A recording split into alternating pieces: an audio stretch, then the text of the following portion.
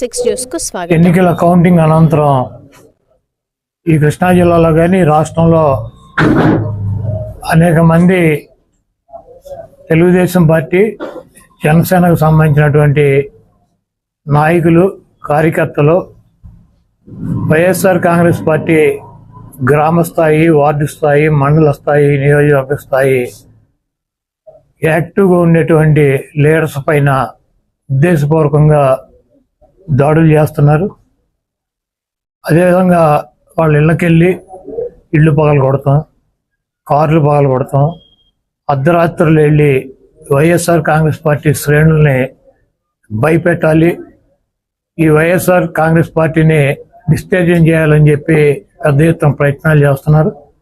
వాటిల్లో కొన్ని చోట్లయితే ఫిజికల్గా వ్యక్తుల మీద దాడులు చేయటం, కాళ్ళు ఇరక్కొడతాం, చేతులు ఇరక్కొడతాం, తల్ల బాగలు కొడతాం. అదేవిధంగా ఈ గ్రామాల్లో కానీ ఇక్కడ కానీ మీరు ఉండకూడదని చెప్పి వార్నింగ్లు ఇవ్వటం అనేక రకాలుగా చేస్తున్నారు. వీటికి ప్రత్యక్ష సాక్షులు పోలీసులు దగ్గర ఉండి వాళ్ళు కొడతాంటే వీళ్ళు చూస్తూ నిలబడి ఎంజాయ్ చేస్తున్నారు.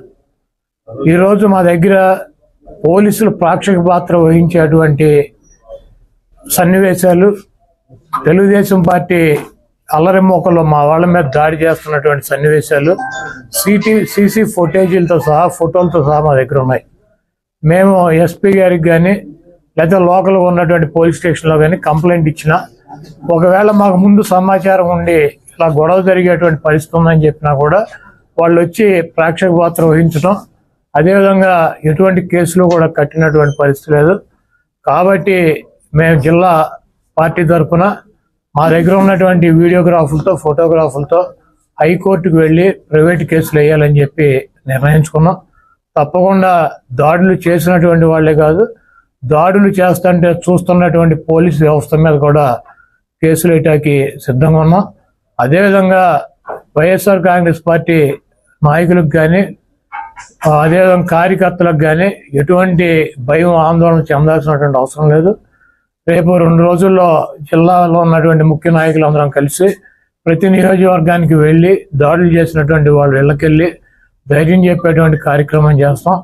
దీనికి జగన్మోహన్ రెడ్డి గారు కూడా మీరు ఎట్టి పరిస్థితుల్లోనూ కార్యకర్తలు కానీ నాయకులను కానీ జరుగుతున్నటువంటి దాడుల్ని మీరు చూస్తూ ఊరుకోవద్దు, పార్టీ అంతా యాక్టివ్ అవ్వండి, అందరూ ఒక వేదిక మీదకి వచ్చి వాటిని తిప్పి కొట్టాల్సిన అవసరం మన మీద ఉందని చెప్పి ఆయన కూడా చెప్పారు. కాబట్టి పోలీసు వ్యవస్థ ఒక అసమర్థమైనటువంటి వ్యవస్థగా ప్రేక్షక పాత్ర వహిస్తున్నటువంటి ఈ పోలీసు వ్యవస్థకి మరి మా నుంచి ఈ తెలుగుదేశం పార్టీ గోండాల నుంచి మా పార్టీ నాయకుల్ని, కార్యకర్తల్ని కాపాడుకోవటానికి మేము కూడా 2 రోజుల్లో రోడ్డు మీదకి వచ్చి ఎక్కడైతే మా వాళ్ళ మీద దాడులు జరిగినాయి, ఎక్కడైతే మా వాళ్ళని ఇబ్బంది పెడుతున్నారో ఆ ప్రాంతానికి వెళ్తాం.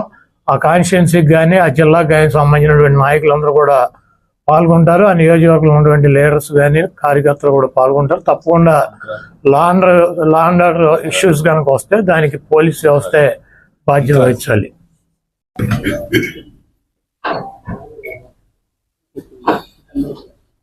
మొన్న జరిగినటువంటి అసెంబ్లీ ఎన్నికల అనంతరం లెక్కింపు రోజు నుంచి మొదలుపెట్టి అధికార మదంతో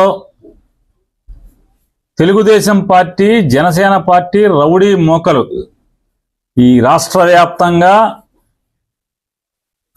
రెచ్చిపోయి ధ్వంసాలు చేస్తుంటే, మారణ హోమం చేస్తుంటే ఏ నియోజకవర్గానికి ఆ నియోజకవర్గం ఎమ్మెల్యేలు గెలిచిన వారు ప్రోత్సహిస్తూ పైనుంచి చంద్రబాబు నాయుడు డీజీపీకి, ఎస్పీలకి కేసులు కట్టబాకండి, మా కార్యకర్తలు చేసేటువంటి ధ్వంసాన్ని మీరు విట్నెస్గా చూస్తూ ఉండండి తప్పితే మా వాళ్ళని ఎక్కడ ఆపటానికి వీల్లేదు, మీరు పోలీసు ఉద్యోగం చేయటానికి వీల్లేదు అని చెప్పని వాళ్ళ పోలీసులు చేతులు కట్టి ఈ ధ్వంసరచన చేస్తున్నారు. ఈ రాష్ట్రానికి గతంలో బీహార్ ఎట్లా ఉండేదో, లేదా ఒక ఉత్తరప్రదేశ్ ఎట్లా ఉండేదో, ఇవాళ ఆంధ్రప్రదేశ్ రాష్ట్రాన్ని కూడా ఒక హింసా రాష్ట్రంగా, హింసారాజ్యంగా ఆయన తయారు చేస్తున్నటువంటి తండ్రి కొడుకు ఇద్దరు కలిసి చేస్తున్నటువంటి పరిస్థితులు. వాళ్ళు ఎంత అంటే పోలీసులు అంటే కాపాడవలసినటువంటి అరాచక శక్తుల్ని, రౌడీ మోకల్ని, రౌడీల్ని అరికట్టాల్సినటువంటి పోలీసులు కనీసం దారుణంగా గ్రామాల్లో, పట్టణాల్లో మర్డర్ కేసు ముద్దాయిలు, రౌడీ షీటర్స్ అందరూ కూడా స్థానిక సిఐల్ని, డిఎస్పీలని ఎరా ఉద్యోగం చేయాలని లేదా, ఉంటావరా నువ్వు ఎక్కడ అని మాట్లాడుతున్నా కూడా కనీసం అన్ని వీడియోలు ఉన్నాయి. ఇవన్నీ హైకోర్టుకి ఇవ్వబోతున్నాం. అన్ని వీడియోలు ఉన్నాయి. స్థానికంగా ఉన్నటువంటి సర్కిల్ ఇన్స్పెక్టర్ని, సబ్ ఇన్స్పెక్టర్ని, డిఎస్పీని, జిల్లాలో వివిధ ప్రాంతాల్లో జరిగిన ఇన్సిడెంట్లు. ఎరా ఉద్యోగం చేయరా, విఆర్కి వెళ్తావారా, విఆర్కి పంపిస్తా నిన్ను. అయితే కనీసం పోలీస్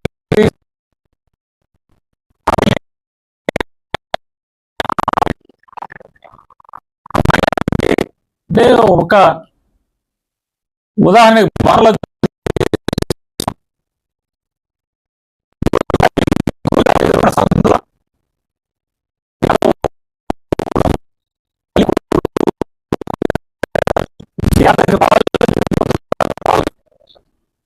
కొడుకు లేడు ఇంటి దగ్గర, ఇంకా కౌంటింగ్ పూర్తవలా,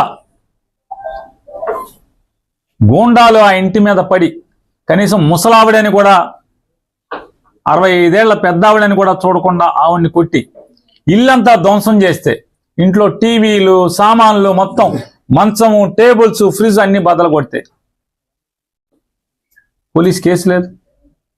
కేసు ఇస్తే కేసు రిజిస్టర్ చేయరు. కాగితం ఇచ్చినా కూడా పోలీస్ స్టేషన్లో గిరాటు కొట్టే పరిస్థితి. ఎనగుదురు పోలీస్ స్టేషన్ ఇంతవరకు కేసు కట్టలేదు. కంప్లైంట్ ఇచ్చినా కూడా ముద్దాయిలు డైరెక్ట్గా వైఎస్ఆర్ కాంగ్రెస్ పార్టీ వాళ్ళు పలకరిస్తాకెళ్ళి ఆ ఇంట్లో పగిలిపోయిన సామానికి కొనుక్కోమని డబ్బులు ఇస్తే, మేము వచ్చేసిన తర్వాత వెళ్ళి నువ్వు ఎన్ని సామాన్లు వాళ్ళు కొనిచ్చినా సరే అన్ని బద్దలు కొడతామని చెప్పినా, పోలీస్ కంప్లైంట్ చేసినా, పోలీసులకు చెప్పినా నో పోలీస్, నో కేస్.